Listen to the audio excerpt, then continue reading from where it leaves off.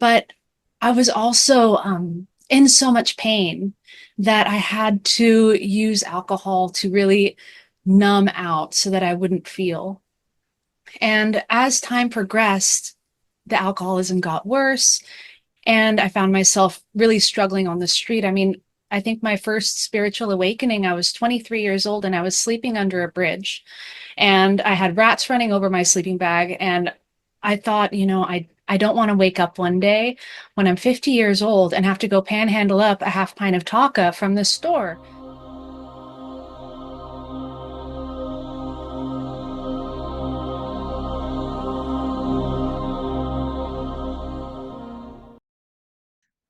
Julia Jet Livingstone, thank you so much for joining us.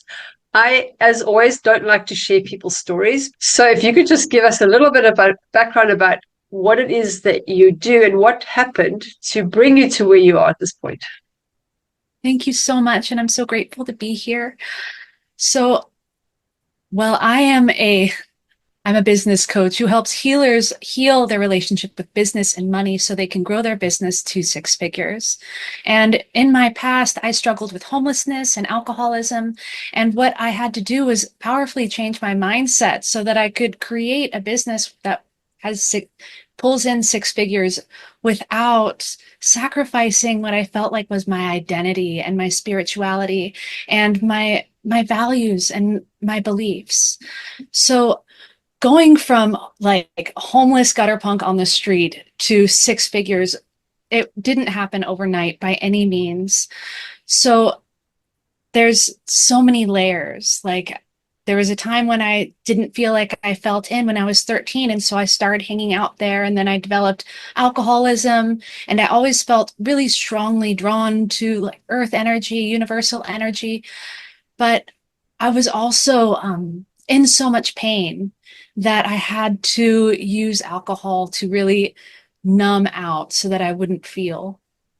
And as time progressed, the alcoholism got worse, and I found myself really struggling on the street. I mean, I think my first spiritual awakening, I was 23 years old and I was sleeping under a bridge, and I had rats running over my sleeping bag. And I thought, I don't want to wake up one day when I'm 50 years old and have to go panhandle up a half pint of Taka from the store.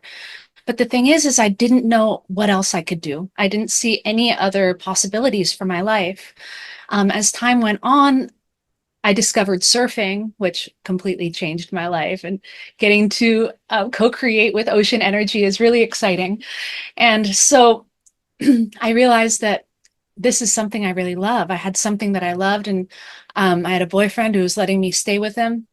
So I started looking for ways that I could surf all day and work nights and weekends. And I've always been drawn to healing, and it comes naturally to me. My mom is a athlete, so is my dad, and I grew up massaging their feet and stuff like that. So naturally, I went into massage, and you know, from going from the mindset of a panhandling gutter punk to someone who is a healer and out to help people, that was a big stretch for me. I fell into entrepreneurship entirely by accident. I wasn't trying to be a business owner at all. I thought I was going to a job interview, and next thing I know, I'm shaking a chiropractor's hand and he's congratulating me on my first business, and he's going to rent me his office. And I had no idea how to get clients. I had no idea how to keep clients. So I really had to learn. I had to learn how to rework my money mindset through my head, because honestly, the beliefs that I was carrying about money and spirituality and pricing and how to charge, they were no longer serving me. They were no longer serving me in that capacity. They served me when I was at a point where I needed to survive on the street. But once I became an entrepreneur, those same beliefs, they didn't serve me anymore. And the thing is no matter how dark or deep somebody's rock bottom has been, there is a great possibility for success when we shift the beliefs that we have around money and business. And I believe that that's really the foundation of creating a successful business or career or life, because money's everywhere. It's everywhere. It's flying around us at all times.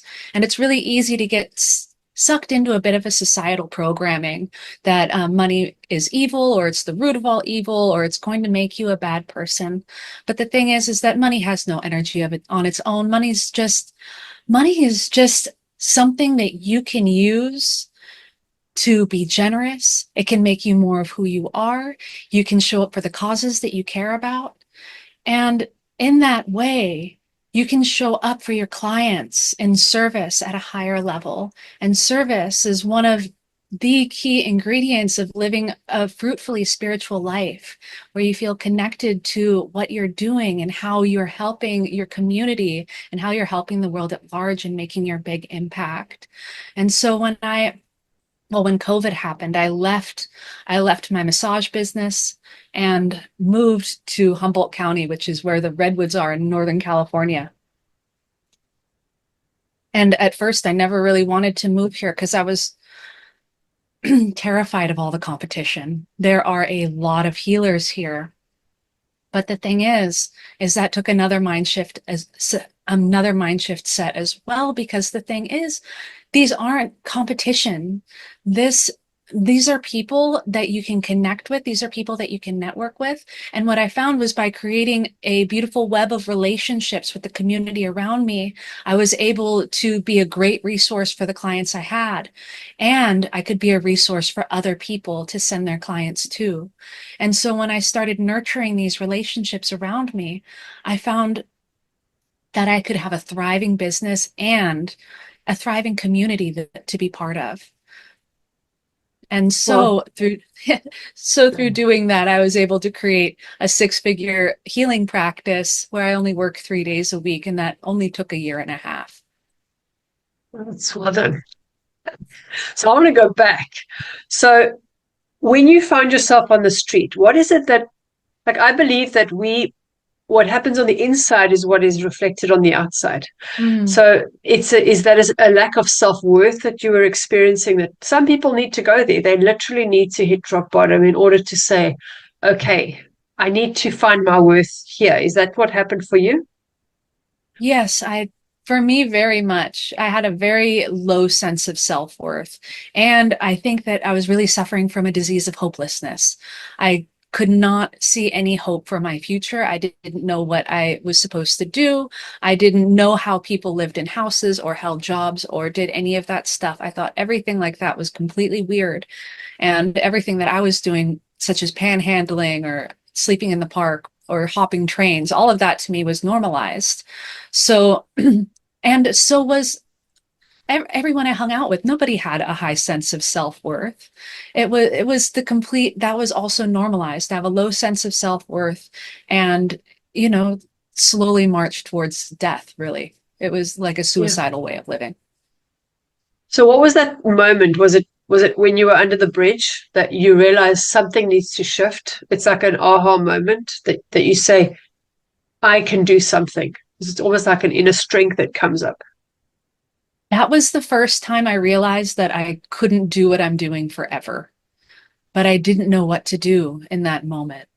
It took it took years of just doing the same thing, not knowing what to do, and getting off the street, getting ending up back on the street. And eventually um, I met a guy who taught me how to surf, and got me off the street, got me out of living in my car, and gave me something that I fell in love with.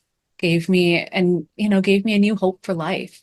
And when I made that connection, that's when I realized that, hey, maybe this warehouse job I'm working now isn't really what I want to do. What else can I do? Well, I could be a yoga teacher. I could be like, this is the first time where my mind's thinking I could do all of these things. I could do yoga. I could be an herbalist. I could do massage. And I was like, well, how about massage? Massage, I could, let's start there. And then as you go forward, you can study these other things too.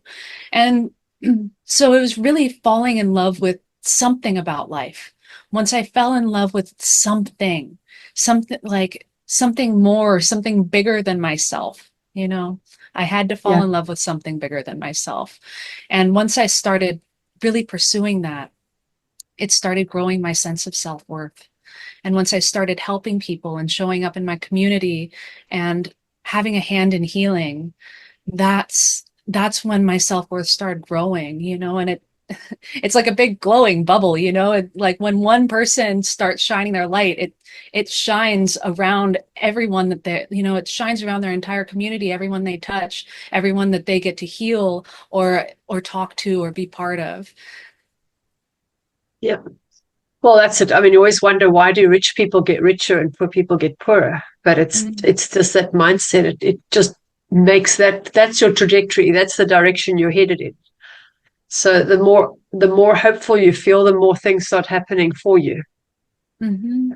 Yeah, it's a magnificent mindset shift to really, I mean, hopefulness and can really be seen also as abundance, as this Yeah. abundance mindset of seeing where the opportunities are and seeing, well, that there are tons. I mean, the universe is always expanding and it's imaginative and creative, and it's like, just be like the universe, like we're already like just pieces of glowing stardust. Just be like the universe and like be part of that creative like expansive imaginative energy, like that's constantly abundant. There's all of these opportunities around us every day. It's like sitting next to the river and you can just see the flow happening. So are you going to jump in, or are you going to just watch things flowing past you? I mean, I'll tell you one thing. This one time I was going in and out of the river, and what I realized was the hardest part was the transition. Once you're in the river, it's fine. Once you're sitting in the sun for a while, it's fine. But that moment when you jump in the river, oh my goodness, there's a lot going on and it might be a little bit cold. But the transition is that only part where it feels difficult. And once we really start just moving with the flow and accepting reality and life for what it is and seeing all of these infinite possibilities available to us, and that's when we really, it's like we're really connected with our higher power and with that universal energy. Oh, you're right about that. I feel like that's how I feel when I wake up in the morning. It's getting out of bed. That's the hard part, especially when it's really early. So how does a massage practice make so much? I'm like, I understand the networking and but logistically, because if you're only working 3 hours, I mean 3 days a week, and you're exchanging time for money, is it like selling extra products, or what is the mindset around that? The mindset is pricing. So we need, like, to have a schedule like that, we need to price with confidence without feeling selfish. Now, the thing is when we choose to have a schedule where we see less people, that also gives us more energy to show up at a higher level. And I mean, I have a beautiful space where I get to help people.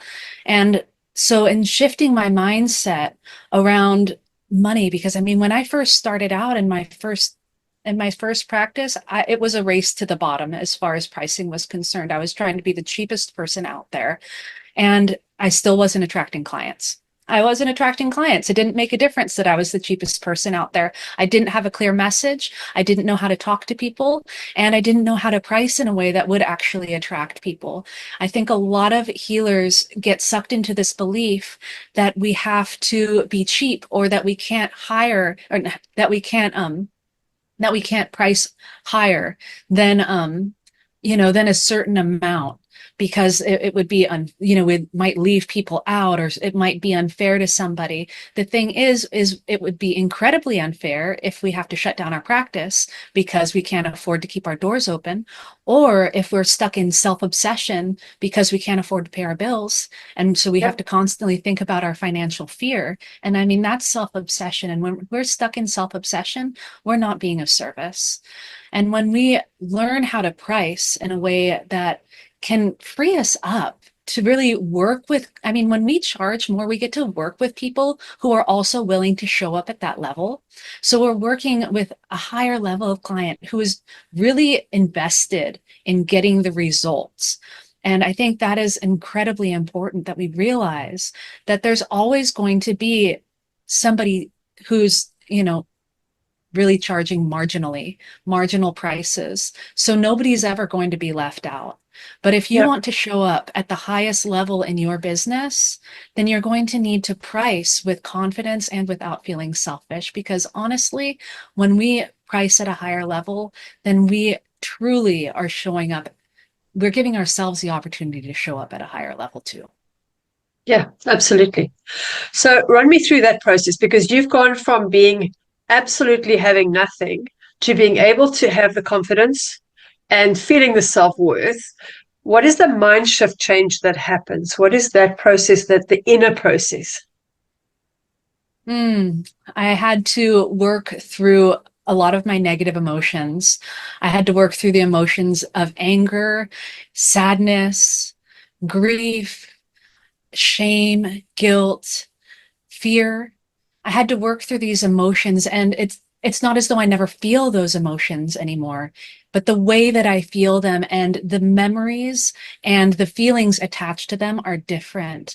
What I had to do was shift my feeling around these emotions so that they empowered me, that the memories that they're associated with empower me rather than constrict me or make me feel negative emotions in a negative way. I can still be like, oh, goodness. So that's happening, like I can recognize it and then I can take action.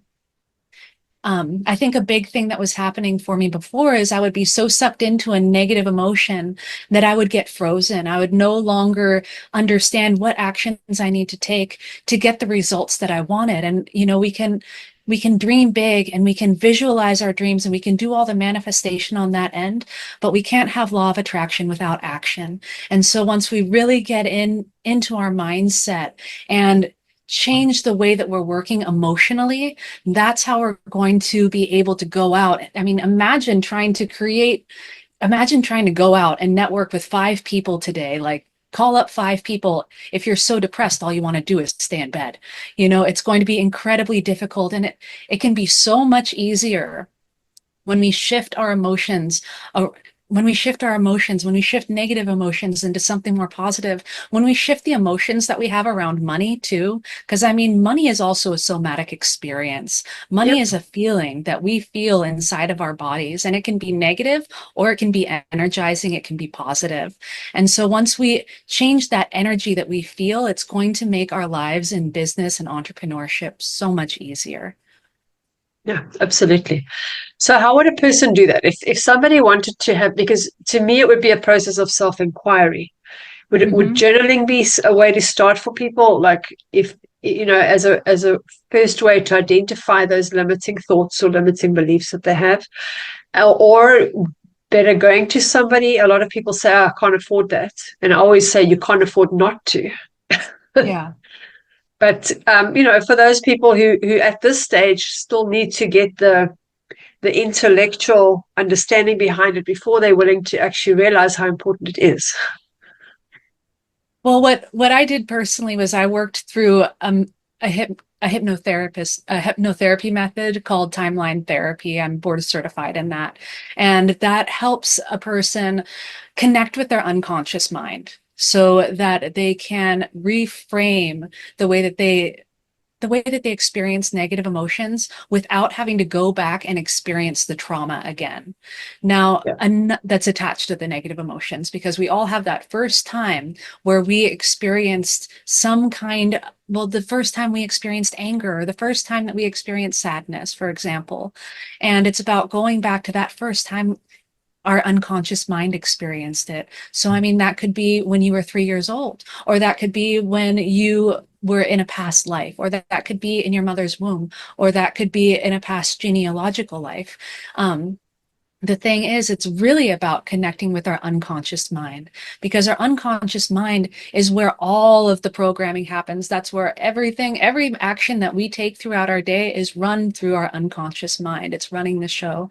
And our unconscious belief system is created from the ages of 0 to 8. That's when we're laying the groundwork of our unconscious beliefs. And if we don't start paying attention to it, like you're saying, if we don't start noticing just to begin with, like, oh, I'm feeling this emotion.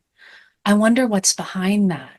When we start really noticing, oh, okay, right now I'm feeling sadness. You know, what could this mean? What is this feeling attached to? How am I feeling this right now? How does this feeling feel in my body? And then to go the next step beyond that, if we're not doing timeline therapy and we just need a way to look at this, I'm feeling sadness. How is this feeling in my body? and noticing without judgment how it feels, like physically feels, because sadness is a word. It's more of a judgment. You feel the feeling in your body, and then you say, this feeling is sadness. Well, what is that feeling? How does it feel in your body? And then you can decide, you know what? What do I want to feel instead? I can feel this sadness right now, but what do I want to feel instead? Perhaps I want to feel like my heart is light. Perhaps I want to Perhaps I want to feel the feeling of a smile. Perhaps I want to feel the feeling of doing something I love. I want to feel the feeling of laying in the sunshine on a day when I know I don't have to do anything. I want to feel that feeling of having tea with a best friend. Like how do those feelings feel in your body? And start considering to shift, to make that process shift so that when you feel a feeling that maybe you don't feel like feeling, I like that. When you feel a feeling that you don't feel like feeling, you can shift that into something that feels great inside your body, something that is going to shift your emotions, because so much of our lives are run by the emotions that we're feeling. And I know, especially spiritual people, we're incredibly empathetic. We're incredibly connected to our feelings, and we can be incredibly connected to the feelings of others as well. That can be part of what makes us incredible healers, is being so in touch. And so when we're really in touch with ourselves, and we can give ourselves that power to shift when we need to, and really recognize the feelings.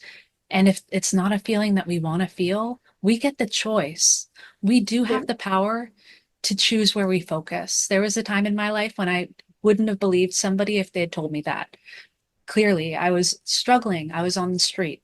I did not believe that that was possible, that I could choose my own focus. But with plenty of work, I was able to do it. And it did take repetition. I mean, it's progress. It's not perfection. Nobody's perfect at this. You know, we may not be able to choose our first thought, but we can choose our second. Absolutely. Yeah. I often ask, I have clients that say, I have this problem and I need to know where it comes from. And I say, well, even if you did, is it going to shift anything? Even if you knew that it came from somewhere, yes, I agree with you on the timelines, because there are some traumas that your parts of you are stuck in those times and you want to reintegrate them. But it's not necessary to know why you woke up feeling sad today all the time. Sometimes you just need to say, well, what would I like to feel instead? Mhm. Yeah. But if it's not familiar, if people are not used to having money, for example, and it's a totally foreign concept, they'll keep going back to not having the money. So somewhere they have to make that mindset shift where they have to feel the money as if they already have it, and connect with it at that level as if it's familiar, so that the subconscious doesn't reject it. Would you say that's the way for them to go about that as well? Yes. And the way that I mean, how do we convince ourselves something's real? Like when we're in a dream, if we can convince our unconscious minds that something is real, then it's going to be easy for us to take the actions that we need to take to go after it. And it's going to Yeah. be easy for it to attract into our lives, just like you're saying. So what makes something real in our unconscious minds? What makes something real to us? It's when we can see it. It's when we can hear it. It's when we can feel it. It's when we can smell it. It's when we have the self-talk going. And so it's incredibly important it's like creating the best movie of your life. What's the Yeah. best movie of your life? What are you seeing? What are you hearing? What are people saying to you? What are you saying to yourself? What are you smelling? Are there fresh croissants somewhere? Like what is the best movie of your life? And start going there. Make it part of your meditation process in the morning. Maybe you want to have reminders in your phone of what your goals are, and have those reminders go off a few times a day. Perhaps there's an identity that you're stepping into in this as this new person. I think stepping into this next level of abundance, wealth is about really figuring out who you're going to need to be. Who is this person who's already got these goals? Who is your future self? And what is she doing? What are the actions she's taking? What is she saying yes to? What is she saying no to? Who does she have in her life? Who doesn't she have in her life anymore? And what is her self-talk? What is she surrounding herself with? What is a priority? How does she dress? You can get really, really curious about your future self and really visualize what she's doing when she reaches these goals. What's the world around her like? What is she hearing? And you can like it. I find it's pretty enjoyable to live there sometimes and just bring the smile to my face and really experience the gratitude that's coming from this future that I know is meant for me. Yeah. I find a lot of people, if they're not clear, if they haven't laid that groundwork, they will fall off the wagon. They'll lose track because then they'll say, that's not for me. It's never going to work. I'm trying so hard. The first sign they might want to run a marathon. At the first sign of rain, oh no, it's too cold to go out today. I'm not going to do it. I wasn't cut out to run a marathon anyway. And maybe it is just a certain, you have to reach that moment where you've made that mental jump to say, I can do it, that you're willing to go for the long run. Then you're willing to do the repetitive stuff. You're willing to have the discipline. But once you've got that, I find that I get a dopamine high from doing those tasks. It doesn't Mm. feel repetitive. It actually feels like I'm getting that step closer. I'm doing that thing. And I think people will miss that because I think it's hard labor. Yes, it is hard, but it's not hard to do. It's hard to not do. Yeah. Yeah, having our goals actually written down can be Yeah. incredibly important. And I think for entrepreneurs and for people who are really goal oriented, what can happen is we might even reach the goal. We might even reach a goal that we wanted and then not even realize that we did it. We might not celebrate ourselves. Might not feel gratitude or get to really enjoy the moment when it happens because there's a next goal. There's something else that we want to do. And we're excited about it. Yeah. So Yeah.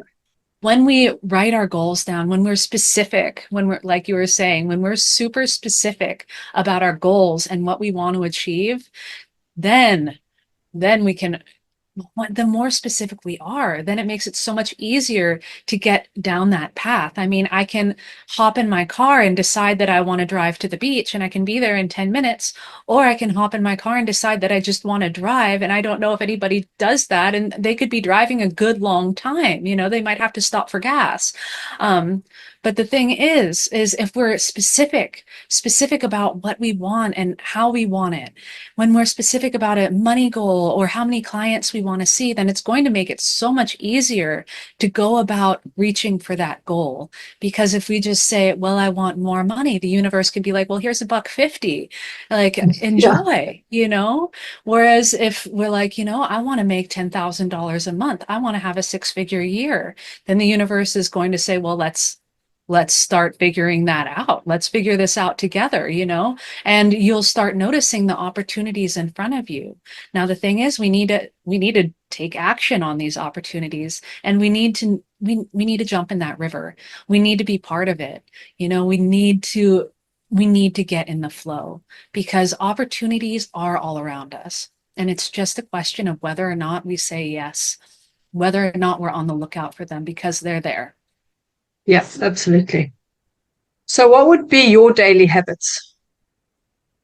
So my daily habits, ooh, so my daily habits include I have like morning ritual, well, of course I like lay in bed for a while and I like get grounded. And I love to get up and I burn some incense and like I pray in gratitude and I think about what I want for this day and what I want for this month. And then I go exercise. And it's really more of that. It's like I'm constantly like creating energy and flow of like I'm grateful for these things that are happening and this is what I want to see in my future. And I get excited about it and I feel grateful for things that haven't even happened yet. And then I think of more things that I'm grateful for. I mean, I remember when I first started my gratitude practice and it was so hard for me at first. And I mean, I'm coming from a dark place. And so, I mean, I'd write like one or two things. And now I tell people if they're just starting a gratitude practice, just go ahead, write one or two things, write five things, write 10 things. But what if I wrote the same thing yesterday? Write it again. You're still grateful for it. Like we don't have to, be creative about it. We just need to start feeling that feeling of gratitude, because that feeling of gratitude, it's not just picking things that we're grateful for, but this is a powerful shift because we get to see what's going right. It's easy to find things that are going wrong. There's What's wrong is always available. There's always going to be things going wrong. But if we want to feel powerful, if we want to feel empowered, we're going to need to focus on what's going right. And for everything that's going wrong, there's always something going right. And when we're focused on that, that's going to empower our every action. Yeah. Yeah, I love that. Well, it's true because we live in a world that's duality. And if you're Mm. just focusing on the negative, you're missing out on all the positive that's there. Yeah. Yeah. So I see you do sacred money archetypes. That is intriguing. What is that? Oh, Sacred Money Archetypes is a lot of fun. So we all have archetypes, and the archetypes are understood world round. There's the mother archetype, there's the celebrity archetype, there's the nurturing archetype. And in Sacred Money Archetypes, what we're doing is we're finding out what someone's archetypes are as related to money, as related to their identity around money and their relationship with money. And in finding these out, we're able to figure out what their strengths and challenges are when it comes to money in their lives and their businesses. So like, for example, my sacred money archetypes are ruler, celebrity, and maverick. And as a ruler, like I said earlier, like I can have goals and then just blow right past them because I'm an empire builder. I'm all about creating things of lasting value for people, and I love to lead. Now, there's the positive in all of that, where I love to build my empire, but at the same time that also means that I have to be careful that I don't find all of my time working, because I'm always convinced there's something more to do. There's the next goal. I need to slow down and notice all of these things that I have to be grateful for right now and all of the goals that I've already hit. I mean, not very long ago I was sleeping in the car, sleeping in my park, and I mean, now I get to heal people, and I get to heal people with my hands, and I get to heal healers' relationships with business and money. And I think that's incredibly special. And as a celebrity, I mean, it's so much fun for me to get on here and talk to people and help people, show them another path that's possible for them. And as a maverick, I understand that there's always going to be a little bit of risk in business. And sometimes that means that, I might be a little bit, oh, maybe I could just be a little bit too risky with investments and like moving forward. And sometimes that also means that I might be a little bit too secretive. But the good thing is it means that I'm always investing in myself and I'm always moving forward, which means that anybody that I work with gets a hand in that as well. They get to they get to use what I'm learning and what I'm investing in, and that also goes into them. Wow. Would you say that a lot of entrepreneurs have those archetypes? Oh my goodness, entrepreneurs have all kinds of archetypes. One of my favorite archetypes that I find entrepreneurs have is the alchemist. And the alchemist is is the one who can see all different angles of things. And they're like revolutionaries. They're out for a cause, and they may not really like money. They may not like what it stands for, but they know that they need to have it in business, and they have all of these creative ways of making money. And I love that about alchemists. And then we have nurturers who show up a lot in business as well. And they can have kind of a harder time because they really just want to help people. And what can happen is, since they just want to help people, they might end up giving things away, or they might give a lot of their money away. And so it makes it really difficult for them to have strong, healthy boundaries when it comes to business and money. Yeah. Yeah. Because I I think that is the biggest problem for me. What I've encountered a lot is people are having a an inner conflict between, especially in the world we're living at the moment, between um, having money, having possessions, and not owning anything. And the last person that I interviewed was actually all about that. He was just about, being a mystic and a yogi and living in the Himalayas, not having anything and being detached from everything. How does one reconcile those two? Mm. To want to not be anywhere. To want to be successful in life and be able to live comfortably. I mean, people need security. To me, Yeah. even if I was to live in the Himalayas, unless I could afford to buy a piece of land and grow my own vegetables and have my own farm animals, I'd still have to have money to go and buy those things. Yeah, Unless you want to be a nomad and live off somebody else's land, but at some point somebody's paying for it. So, exactly. so there is always money involved. So even if Mhm. you say I want to let go and be detached, somewhere somebody's paying for it. Indeed, So yeah. yeah, so it's how do you reconcile not having and having?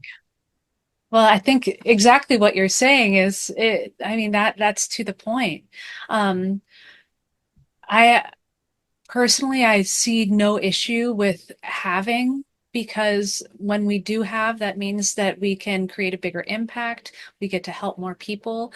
I'm personally not somebody who wants to detach from the world because I can't really be of service to anyone if I'm detached from the world. And for me, being spiritual is so very much about being of service and showing up for other people. And I mean, I have gifts. I have gifts that I'm meant to share. If I was to Yep. detach myself to go hide in the Himalayas, then I wouldn't be shining my light at its fullest. And I know from experience that when I'm thriving, that's when I'm able to shine my light. But when I'm in struggle and I'm stuck in self, I'm not really able to serve at my highest potential. So for Yeah. me, perhaps I'm just leaning a little bit the other way, because I That's mean, for yeah. to me, the word wealth, I mean, it's from an old English word wheel that means it means health. It means health. And desire it means close to the higher power, closer to the sire.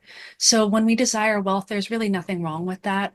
It's a calling from our higher power to be healthy and share that health with others. Yeah. Absolutely. Because I see it happening. I mean, even Neil Donald Walsh spoke about it years ago. Is the West is very materialistic, where the East is very non-materialistic. And they're so spiritual, but at the cost of living in abject poverty, at the cost of being full of disease, at the cost of a high mortality rate. How is that serving anybody to live in squalor? It doesn't. It's about marrying the two because we are spiritual beings having a human experience. So Mhm. therefore, we should be experiencing the abundance of whatever it is. There's no like judgment on any of it.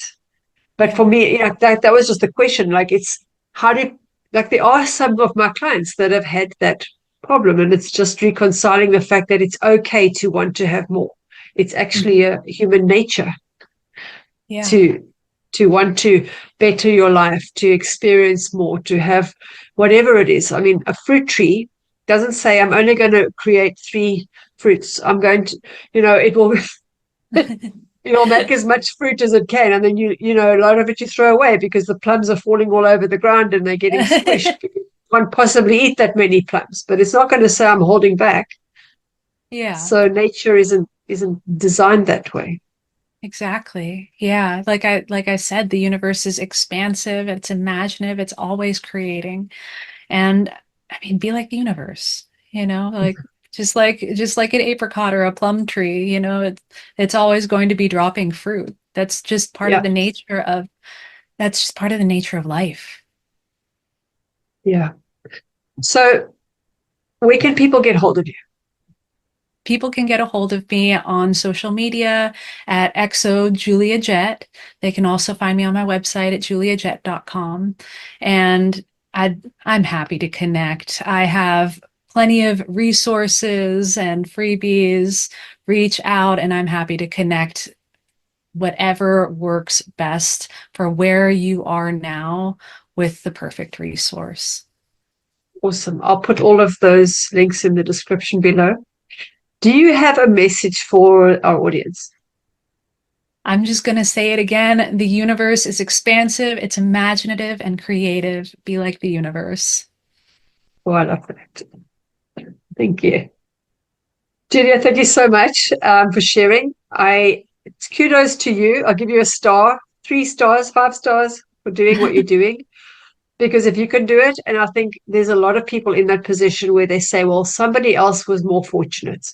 You know, they were given this, or they've got better schooling, or they were brought up in a better country. And it's not the case. Nobody knows what's going on in the inside. And to have overcome that, I think it's just really inspiring.